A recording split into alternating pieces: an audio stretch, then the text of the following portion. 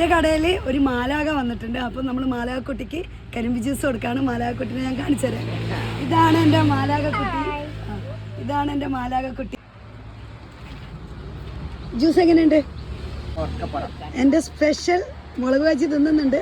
കഴിച്ചൊക്കെ എങ്ങനെയുണ്ട് നോക്ക്.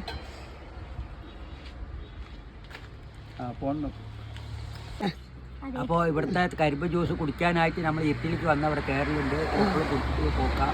നല്ല കരിമ്പ് നല്ല ഡീസൻ്റായിട്ട് അടിച്ചു തരും.